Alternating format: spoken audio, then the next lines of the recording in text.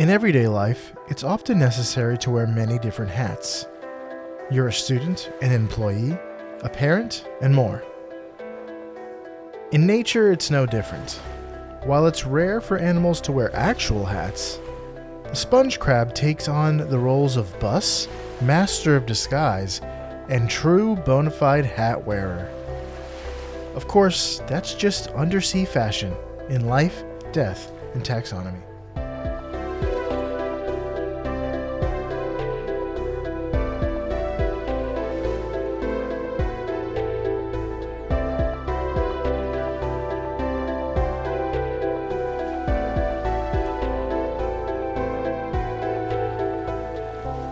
Welcome back to Life, Death, and Taxonomy. It's your 30 minutes of interesting animal information. I'm Joe. And I'm Carlos. Thank you to Cassie for the creation of our theme song. To hear more of Cassie's music, please search Cassie Michelle on YouTube or Spotify. And thank you to Johanna for the creation of this week's artwork. To check that out, you can visit us at our home on the web at ldtaxonomy.com. And a very special thank you to our patrons, to Jesse Raspolich, Carol Raspolich, Richard Kaspar, and Lottie and Aubrey. Thank you so much for your support. It's greatly appreciated. Thanks for helping us keep the lights on. And today we're talking about a boss that puts the team on his back, but more on that later. That's right. This is a situation where Mr. Krabs decided that he's employee of the month this month. Yeah, well, he put SpongeBob on his back. Yeah, he does. Or just, wears SpongeBob like a suit. Oh, I see. He's employee of the month, like he's wearing SpongeBob. Yeah, or he's dressed like SpongeBob, I guess, if you don't want to be so, dark with it. It is Friday the 13th as we're recording this, 300th episode of the show. That's right. Oh, my gosh. 300. Trace. Spartans. Yeah, we're Spartans now. If we could lead our podcast into battle, we could lose against the Persians. Wouldn't that be great? We could take if each instead of a Spartan, we get that animal, and it's gonna be there's a lot of bugs, so it does it's gonna look a little sparse. Bugs, fish, and birds, and so we're not going to be able to have that shield wall that we were hoping for. Have we done the elephant yet? That'll be helpful. We have done the elephant. Although the Persians had multiple elephants. We've done the sperm whale and the humpback whale, so we do have some heavy hitters, I will say. And maybe we could just attach carriers. We could just attach shields to their flanks and set them in front of us. And that'll be how we defend the pass at Thermopylae. Just fill the pass at Thermopylae with a blue whale. With whales, yes. Yes. What was Leonidas thinking? He should have just gotten a blue whale. Okay. But yeah, happy 300th episode. We started this podcast end of 2017, so we're coming up on 6 years now. Mm-hmm. And I don't think, have we missed even 1 week? I feel like we have once or something. Once or twice. We've done a lot of shenanigans around behind the scenes where we're recording 3 episodes and then releasing them, or recording the day that we release or something like that. But I think we've managed to get one out every Tuesday, or maybe one time we missed Tuesday and it ended up being a Wednesday. Yeah. But I think we've gotten one out every week for 6 years. Pretty crazy. That must be why we're so famous. Because of our work ethic. Well, it's you can't not tell anyone and that's what we do. We don't tell anyone. Anyone who's listening right now, it's a secret. You're in on the secret. Yeah, we're an exclusive club of people that know this podcast exists. Turns out social media is useful for one thing, but still odious to deal with. It is useful for one thing, disseminating information, good or bad. Yeah. In this case, good, because we have a cool podcast to go tell your friends. Mm-hmm. But we are talking about today on this grand 300th episode, the furred sponge crab. I feel like now, I mean, I knew it was 300, but maybe like a 300 style animal. But I think the sponge crab's fine. I mean, we don't get the holidays. We don't do current events. No. We've never gotten Shark Week once. It's like good. It's good expository preaching. Whatever the next animal is, that's no holidays, nothing. We're not breaking. We're not topical. We're faithfully going through each animal as we think of them. I want to say that our first Halloween we did like the vampire bat or something on purpose, but since then it is. I think we did the reindeer like in November. Come on. Anyway, the furred sponge crab, also known as berets for days, and the dapper decapod. Yeah, that's what we're gonna call it. That's here. pretty good. Do you want to know what Science calls it? Yes, I'd like to have a seance with science. Okay. Well, hold my hand. Are you holding my hand? Yes. Close your eyes. Kingdom Animalia. I knew it. The phylum is Arthropoda. Because its skeleton is on the outside instead of the inside, like for us. The subphylum is Crustacea. A beautiful name. Yes. The crusty crab. The class is Malacostraca. The order is Decapoda, 10 feet. The infraorder is Brachyura. The family is Dromaeidae. The genus is Pseudodromia. And the species is latens or latens, Latens. So Pseudodromia latens is the binomial nomenclature. Isn't Dromaeidae the song from Babe? If I had words to make a date. Stolen straight from St. Sands. Okay. What's it look so like? Since we're in the business of naming things, you got me all. I just went on a very quick, massive nostalgia trip. Thanks for that. Now I'm just thinking of Babe and that song, and anyway, it's time for my favorite part of the show, nitty-gritty nomenclature. The part of the show where I ask you, Joe, a question, and that is, what does the binomial nomenclature mean in English? So we have Pseudodromia latens.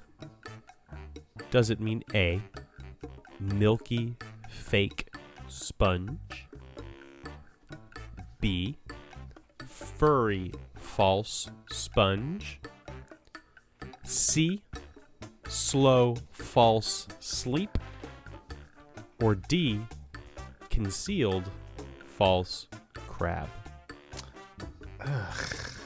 So milky fake sponge, furry false sponge, slow false sleep, or concealed false crab.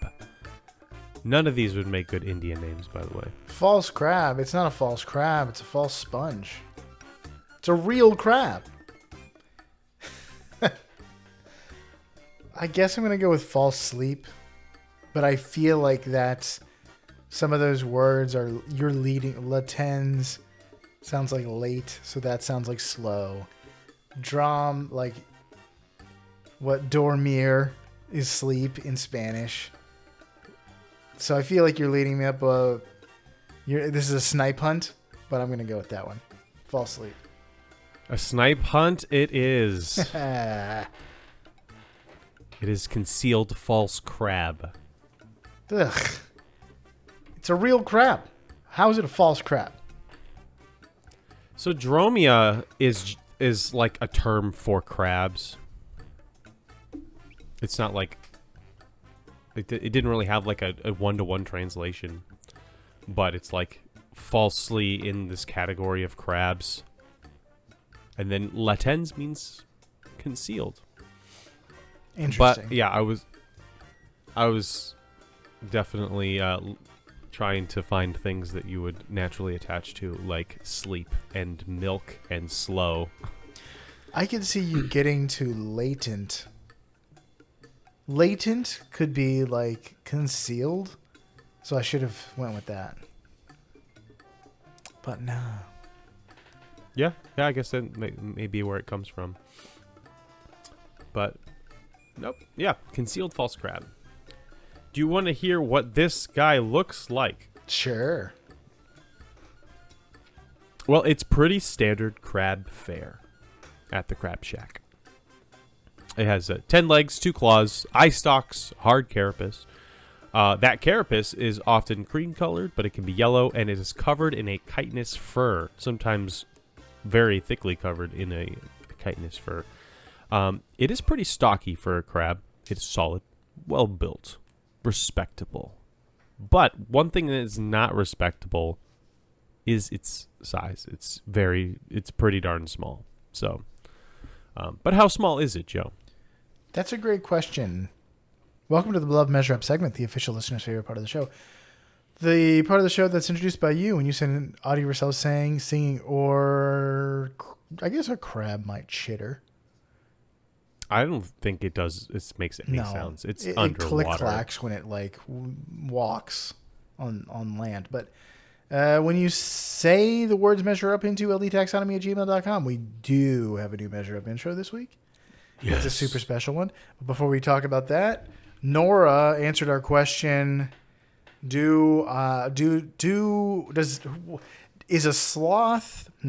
a koala closer to the sloth end of the spectrum or to the bear end of the spectrum? I said bear, you said sloth. Okay. And she says it's closer to the sloth end of the spectrum for sure, in her opinion. But I think it's called a koala bear because it looks exactly like a stuffed animal bear. So it looks exactly, Nora, like a stuffed animal bear, but it's closer to a sloth?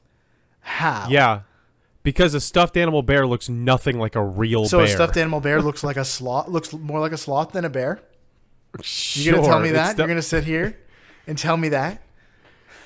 The body proportions of a We're not talking about the size of the animal. We're talking about other stuff. I'm not talking about size, proportions. Like a teddy bear is like humanoid, and a bear is just it's just different shape, different silhouette, different everything. It's so different than a teddy bear. I asked Johanna the same question, and at first she said sloth, but then I was like, really? And then she was like, you exercised your authority as head of the household yes. and changed her mind. Yeah. Well, no, I said like I'm talking about the way it looks, and she's like, oh no, it looks more like a bear, but its personality is more like a sloth. And she's not wrong there. It does have a sloth's personality. Nah, I just because bears have that long the snout, that's more reminiscent of like a dog snout. The carnivore where snout. Like koalas have a flat face and sloths have a relatively flat face as well. So, it's just all it's more sloth to me than bear. But anyway, I agree. I'm glad Nora agrees with me. Well, as at least we're gonna get to talk about guns in the measure up. But before we do that, better not. We had better not. Before we do that, let's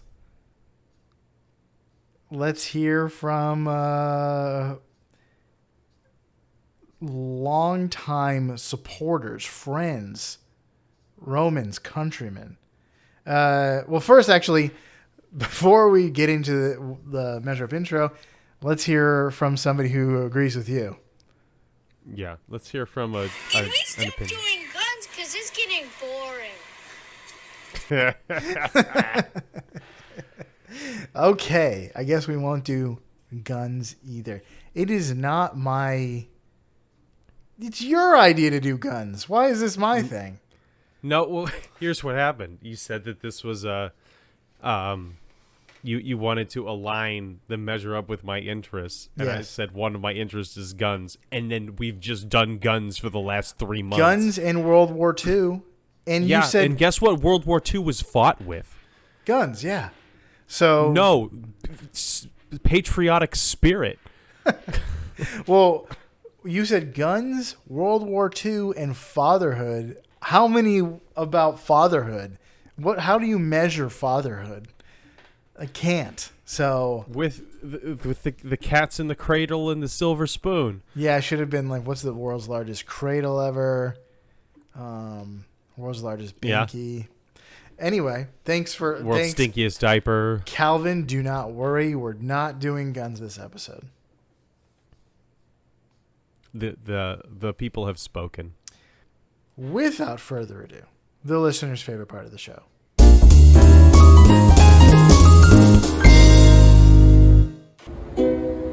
Happy 300th episode to you. Happy 300th episode to you. Happy 300th episode.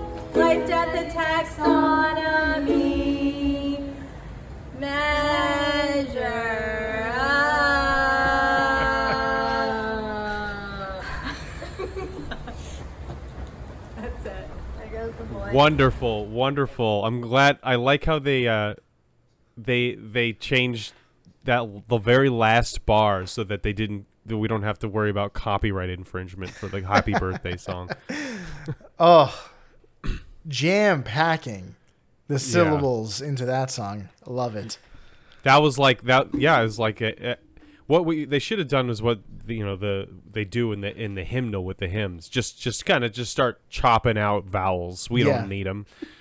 That was Joy, Laura, Julia, and Calvin, who have all sent in measure ups many times.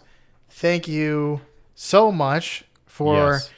if you hadn't sent that in, this would have been another episode. I would not have thought about it as being the 300th. So it's good to have a little something special on our 300th episode. I thought about it a few weeks ago when we were doing like episode 298 or whatever, and I was like, oh, we're so close to 300, and then we got sick, and the build up to this just kind of dissipated. Yeah. And we had 2 like crazy weeks of over here too, so But thank you guys so much. kooky. Yeah. Thank you for listening to, I'm pretty sure, every episode as well. And giving us feedback, which is so great, because like we don't know if we're doing a good job. We don't know if you like the guns that we're talking about all the time. And then we get to hear from you. Well, Yeah, if you send an email, we will see it. I mean, we get a Yeah. lot of like spam we're emails. real people. But I usually see the real ones. Even though the spam emails do everything they can to look real. But I don't think we've ever missed any correspondence. I hope not. If we have, email us. Yeah, email us again. But we got to hear from Nora. We got to hear from Joy and the kids. This is And an extra special little slap on the wrist from Calvin. yeah. Love it. It's just all of the main characters over the years are on this episode. All what? No, we got more main No, characters. we definitely do. It would have been great if we got what's his name? The guy we said sounded like he has a barrel-chested. The White Wizard Boys. Saruman. Oh, that too, yeah. The White Wizard Saruman. All right, let's get into the things. Let's talk about length. They're 50 millimeters or 2 inches. How many sponge crabs go into the length of the USS Gerald R. Ford? This is a topical one. Do you know who do you know what the USS Gerald R. Ford is? It sounds like a ship. It is a ship. The Ford is a U.S. Navy aircraft carrier that is currently in the Eastern Mediterranean to, quote, bolster regional deterrence efforts in the wake of the conflict between Israel and Hamas. So, in other words, they're there to make sure nobody gets any ideas. I feel like there's a lot of ideas already happening. No, they have radar for that. They can detect ideas and launch intercontinental ballistic missiles at the ideas specifically. They're psychic missiles. But people in Greece and Turkey have been uploading videos that they've sighted the ship off the coast and have been struck by its impressive size. As a nuclear-powered ship, it can sail for around 25 years before needing to refuel. Wow. Yeah. It also has, officially, it can reach speeds of 30 knots or over 30 knots. But anything more specific than that is classified.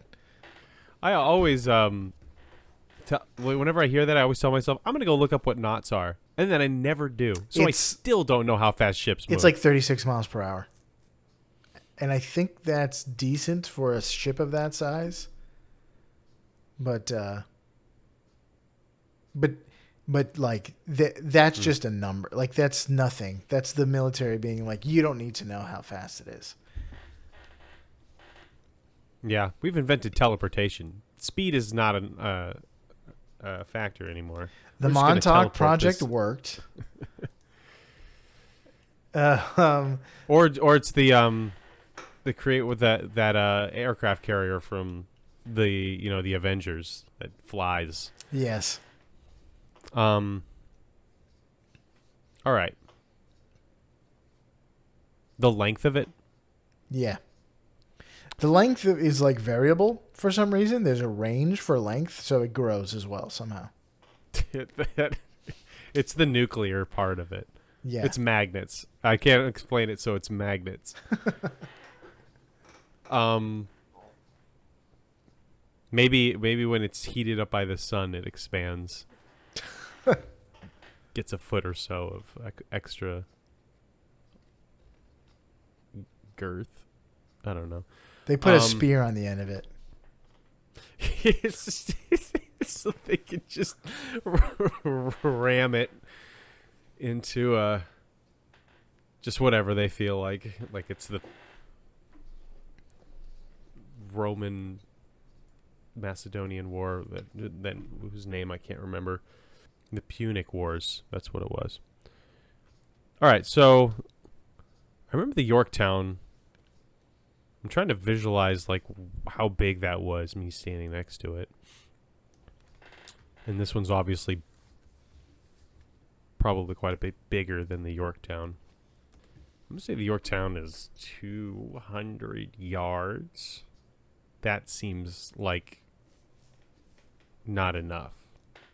I'm going to say 300 yards for the Yorktown. Let's just put another football field on there. 400 yards for the... What'd you call it? The USS... Gerald R. Ford. Gerald Ford. Jerry. The USS Jerry. Our best ship named after our best president. Mm-hmm. Undisputed. All right, so 1,200 feet. That seems like not enough. I don't know. I'm not thinking about this anymore. 1,200 feet. All right, 7,200. There's no way I'm close, but I don't want to start from the beginning again. Please don't make me. Final answer? Yeah. 7,200 crabs? The correct answer is 6,600 crabs.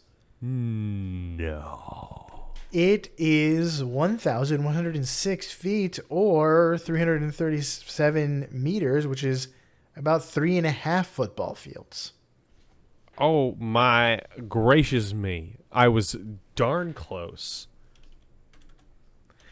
That's, yeah. I mean, you overshot it, but it's still pretty big. The longest ship ever is, I think, a... Or that is a 91%. That is a nursing school victory. You got an A. That is nuts. What? Wow. Okay. I guess my experience, A, standing on football fields, and B, standing on the Yorktown, have really helped me. I think the longest ship ever was the Seawise Giant, which is an oil tanker. No. I thought it was the Carnival, the Symphony of the Seas. I thought that was the biggest ship in the world. Oasis class. Anyway. Yeah. You never can, like... I'm using Yahoo. Why should I be using Yahoo? I can't find the answer to things. How, you'd think it'd be so easy. What's the longest ship ever? Here's a list, and it's separated. You have to click through and watch ads on each one. Yuck. I don't know. Symphony of the Seas is 1,100, almost 1,200 feet. So. Well, that's smaller than the oil tanker, so. Yeah, so not the biggest. Anyway. Let's talk about depth. They live 500 meters down. I forget how many that is in freedom units. They can live up to 500 meters down, but you'll also find them in tidal pools and stuff. They are crabs. That's 1,600 feet down. So how many of the highest standing vertical jumps go into the living depth of the sponge crab?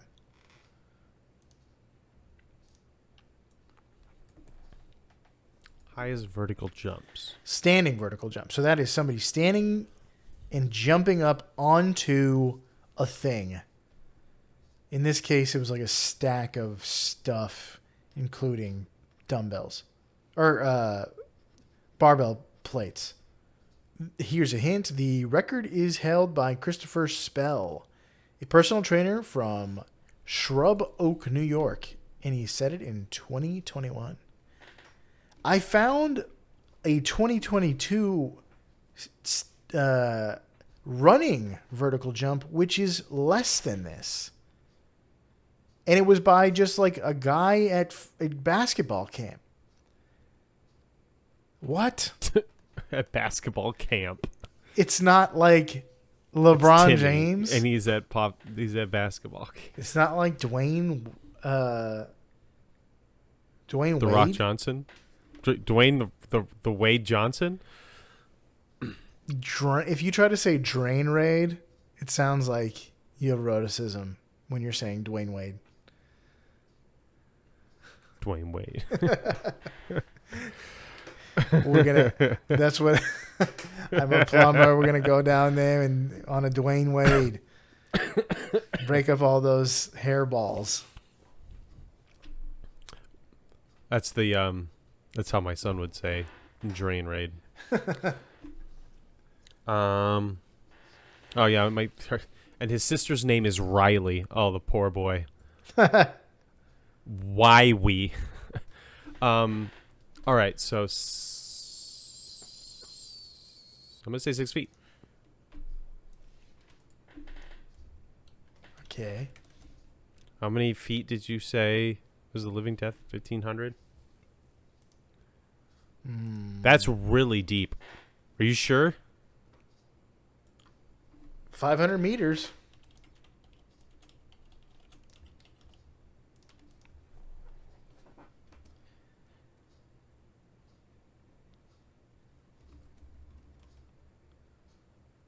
$1,600 feet. 1,600 feet. All right.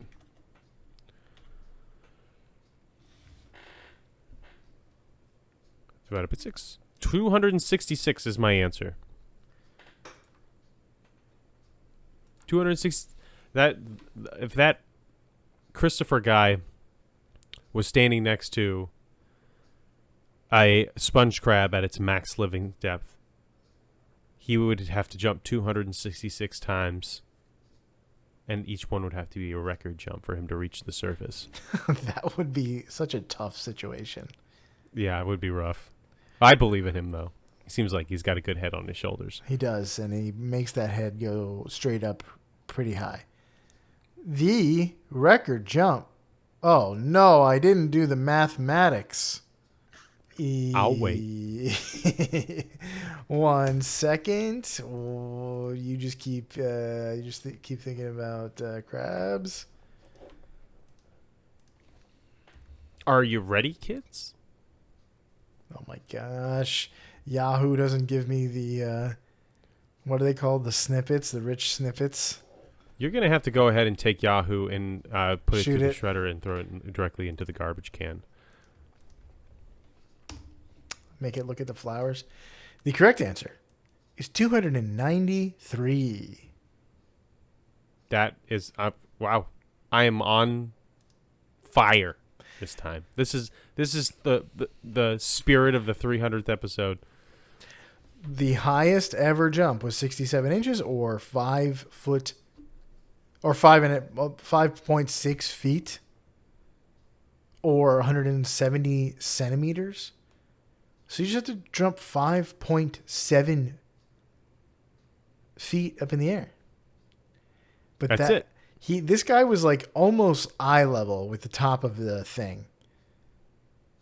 So like it's almost as tall as he is. Yeah, it sounds like it.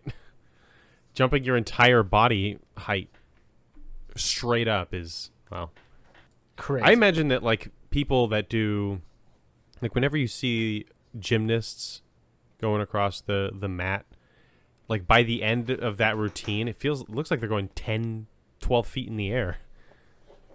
That's true. It does I'd call look that a running jump, right? Anyway, I aced both of them. I wish we had a third one so I could get a hat trick. It really is the spirit of the turkey. Cimarron, the 300th episode. The spirit of the what? Spirit of the Cimarron. Is that Tolkien? No, remember Spirit Stallion of the Cimarron? That movie with the No. horse? No. It was like one of the last fully hand-drawn movies. No. I've seen. I mean, are you talking about Spirit? That Yeah. movie about a horse that's just called Spirit No, it's called Spirit of the Silmarillion. What's going Stallion of the Cimarron. That's what it's called. on? Yeah, no. But it is the horse movie that's called Spirit. Oh, then I do know the horse movie that's called Spirit. I just didn't know it was called Stallion of the Silmarillion. Yeah. All right. Okay, let's do some fast facts before we get into the major fact, because this is going to be a long one. So the sponge crab lives in the coral reefs around the coast of Namibia and South Africa. I mean, this particular sponge crab, the furred sponge crab.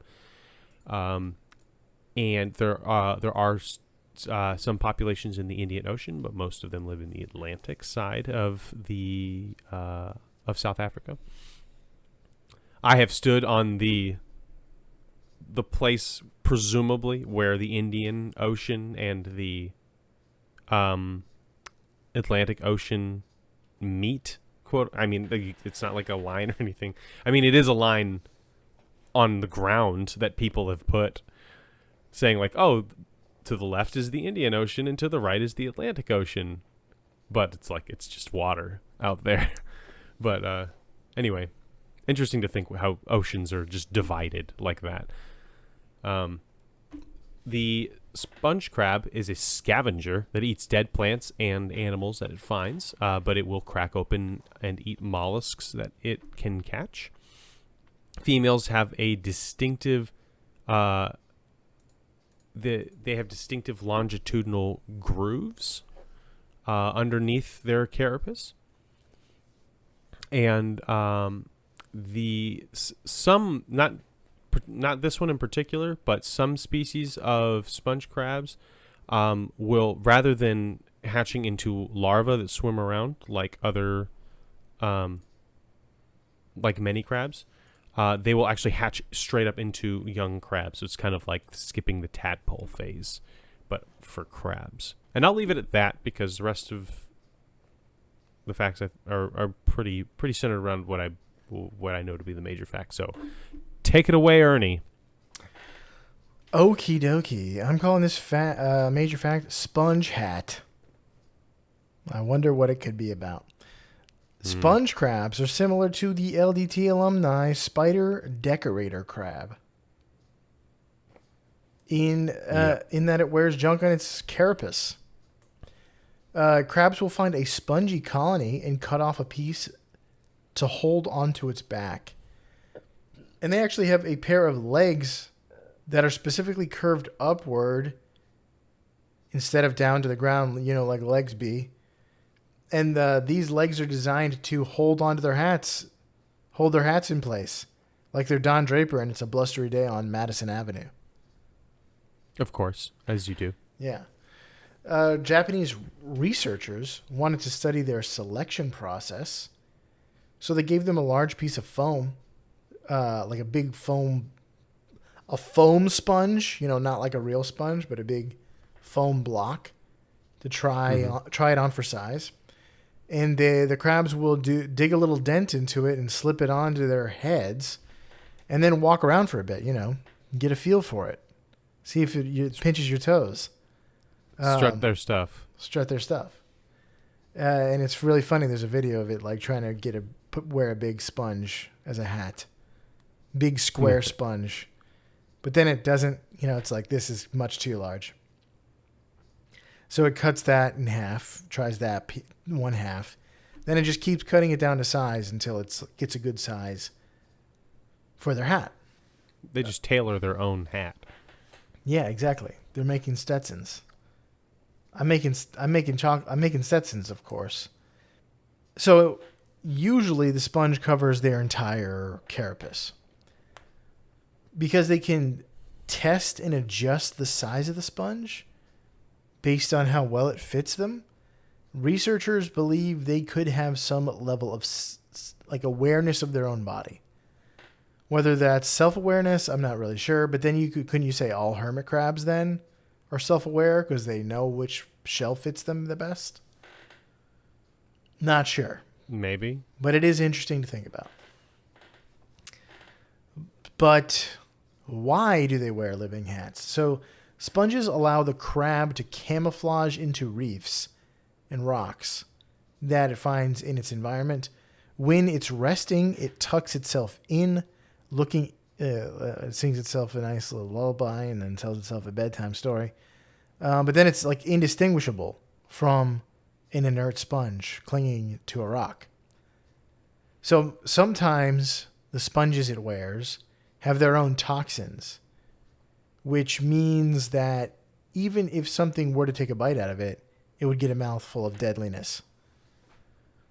So, kind of like the spider decorator crab or the boxer crab. Yeah. So it's kind of a two-parter. Pure, spongy camouflage, and it makes it spicier.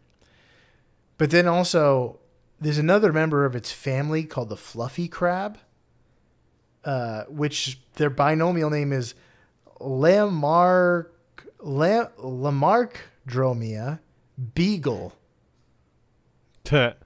Whatever that's about. It's fluffy. So are beagles. Yeah, end of story. Why are there questions? But it drapes itself in a specific kind of sponge that grows all over its carapace. And this sponge grows long strands, which makes it look like the crab is covered in fur. It looks like a furry crab. And it's very striking to look at. But I guess the Yeah, interesting it's- thing about this guy is that it's not just detritus. There's a living sponge on it. So that's two living things. So the sponge, I imagine, has a great time being carried around, filter feeding on everything. The crab goes in each stuff. Particulates go into the water, and the crab and the sponge filters that through and eats for itself. So this is not commensalism or even parasitism. This is symbiotic. It's a beautiful friendship. This is Venom and Tom Hardy. Yeah. A symbiote. It's a Even though symbiote. Tom Hardy looks like he hasn't slept in 48 days. He definitely in that movie. looks a little worse for the wear whenever he turns back into himself. But yeah, very interesting. The sponge, I guess it would have been interesting to do the sponge, like hitch a ride on a crab. But the sponge, I don't know how much agency it has in this. Probably not a lot. Also, it's getting diced up pretty hard, so it's a rough like membership exam. True. It's a rough hazing. That's what it is. Yeah. But then you get to be part of the club, and you get to be the best of friends. That's what we should write: is a buddy cop featuring a crab in his sponge hat. Let's remake The Fox and the Hound. But it's the crab and the sponge. Yeah, as long as the sponge is voiced by Richard Ayoade, I'm happy. Me too. But that's all I got. All right. Well, happy 300th episode, everybody. Thank you to everybody, everyone, all of the listeners, all of the Measure Up submitters, everyone who submitted artwork. It's been tons of fun to do this show, and we will continue doing it until we have discovered all of the animals. So keep your eyes out for episode 6 billion. Anyway, we'll see you next week for episode 301 for you out there in Podcastia. Gentlemen, don your sponge hats, eat some deep sea escargot, and dress to the tens like the decapodian sponge crab here in Life, Death, and Taxonomy.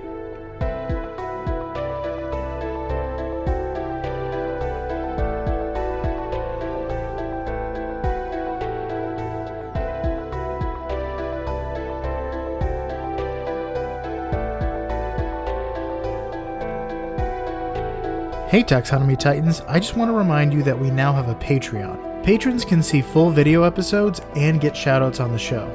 But ultimately, it's a way for you to help us cover some costs and get even better. Still, reviews are the best way to help us grow. So if you haven't left one yet, we'd really love to hear from you. As always, thanks for listening and engaging.